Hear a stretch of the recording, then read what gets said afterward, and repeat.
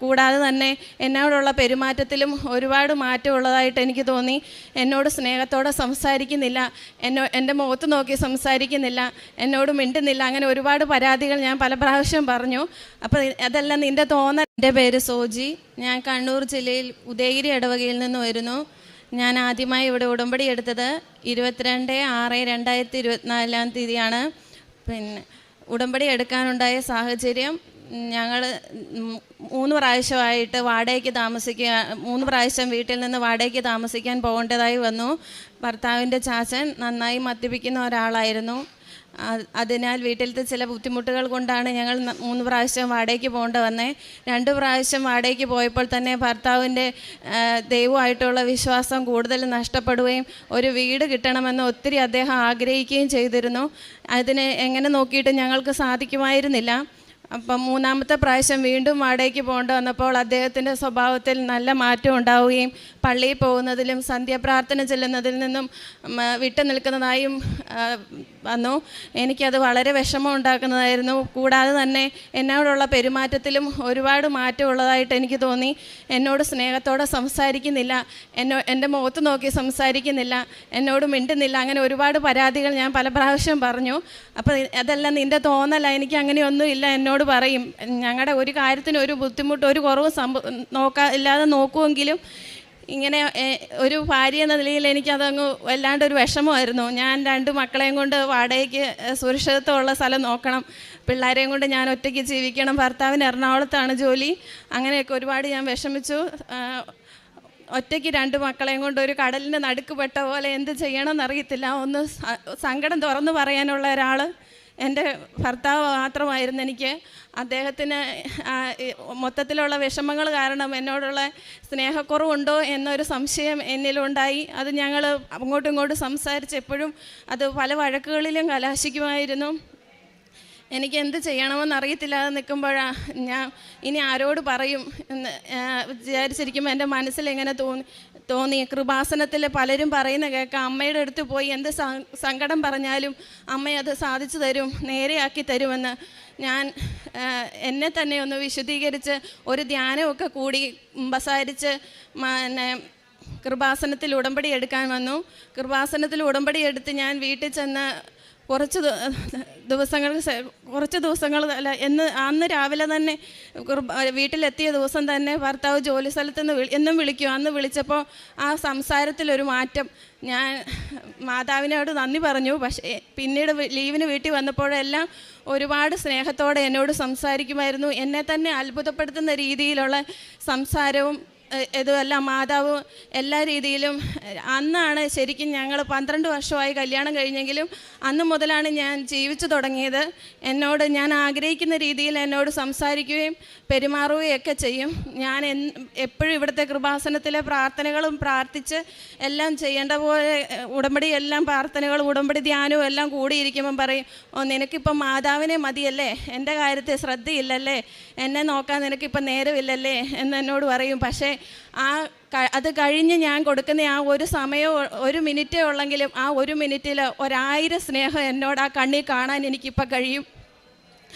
എന്നോട് ഒരുപാട് സ്നേഹത്തോടെയാണ് ഇപ്പോൾ സംസാരിക്കുന്നതും പെരുമാറുന്നതും.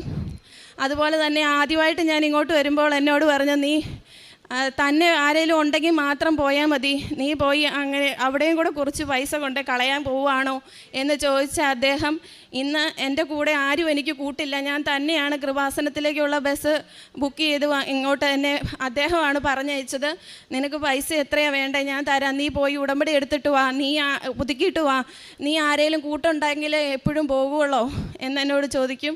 അതുപോലെ തന്നെ ഞാൻ എന്തെങ്കിലും കാര്യം അത് നടക്കുമായിരിക്കുമോ എന്ന് ചോദിക്കുമ്പോൾ ഇത്രയും സാധിച്ചു തന്ന മാതാവ് ഇനി അത് നടത്താതിരിക്കുമോ എന്ന് എന്നോട് ചോദിക്കും.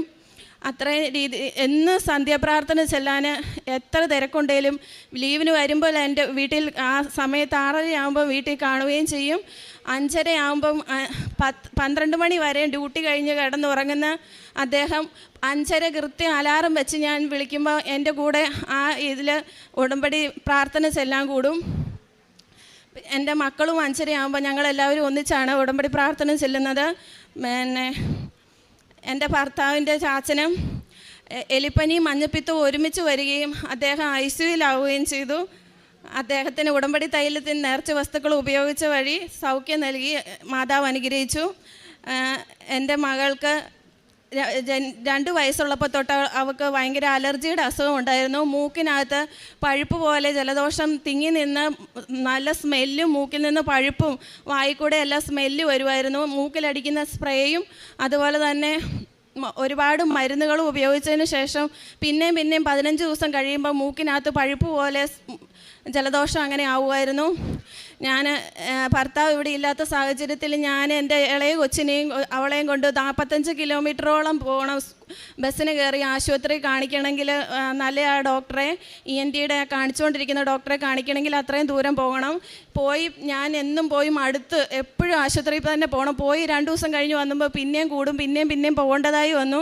അപ്പം ഞാൻ ഉടമ്പടി തൈലം മോളുടെ മൂക്കിൽ മരുന്ന് ഒഴിക്കുന്നതിന് പകരം മോള് മരുന്നൊഴിക്കാൻ ഇങ്ങനെ കിടന്നപ്പം ഞാൻ 2 തുള്ളി രണ്ട് മൂക്കിലും ഓരോ തുള്ളി മരുന്നിന് പകരം ഉടമ്പടി തൈലം ഒഴിച്ച് പ്രാർത്ഥിച്ചു മാതാവിനോട്. അതിനുശേഷം ഇന്ന് വരെ മൂക്കിൽ അവൾക്ക് അങ്ങനെ ഒരു പ്രശ്നം ഉണ്ടായിട്ടേ ഇല്ല. ജലദോഷം ചെറുതായിട്ട് വന്നാൽ അന്നേരം ഞാൻ അവൾക്ക് ഉടമ്പടി നേർച്ച വസ്തുക്കൾ കൊടുത്ത് അന്നേരം ദിവസം തന്നെ അത് മാറി അവൾക്ക് ഒരു പ്രശ്നവും ഉണ്ടാകില്ല.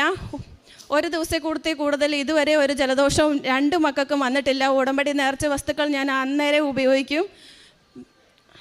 ഭർത്താവിൻ്റെ കണ്ണിന് ഞാൻ ഇവിടെ വിവാഹം കഴിച്ച് ഞാൻ വന്നപ്പോൾ തൊട്ട് കണ്ണിന് ഭയങ്കര ചൊറിച്ചിലായിരിക്കും. എപ്പോഴും കണ്ണ് ചൊറിഞ്ഞ് തടിച്ച് കണ്ണിൻ്റെ പോള വീർത്ത് വരും. ഞാൻ കൃപാസനത്തിൽ നേർച്ച വസ്തുവായ ഉടമ്പടി തൈലം തൂത്ത് പ്രാർത്ഥിച്ചതിൻ്റെ ഫലമായി ഇപ്പോൾ കണ്ണിന് ചൊറിച്ചിലില്ല. കാലിനാണേലും ചൊറിഞ്ഞു പൊട്ടുന്ന ഒരു അസുഖം ഉണ്ടായിരുന്നു. എന്തെങ്കിലും ഈർപ്പമുള്ള വെള്ളം അടിച്ച പണിക്ക് പോകുന്ന സമയത്ത് പറ്റുന്നത് അതെല്ലാം മാതാവിൻ്റെ ഉടമ്പടി തൈലം തൂത്ത് പ്രാർത്ഥിച്ചതിൻ്റെ ഫലമായി മാറിക്കിട്ടി.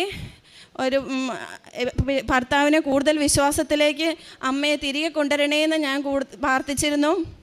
അതിൻ്റെ ഫലമായിട്ട് ഇപ്പോൾ എനിക്ക് കുറച്ച് വിശ്വാസമുണ്ട്. എൻ്റെ ഭർത്താവ് നല്ലൊരു വിശ്വാസിയും നല്ലൊരു ഭർത്താവുമായിട്ട് അമ്മ എനിക്ക് തിരികെ തന്നു.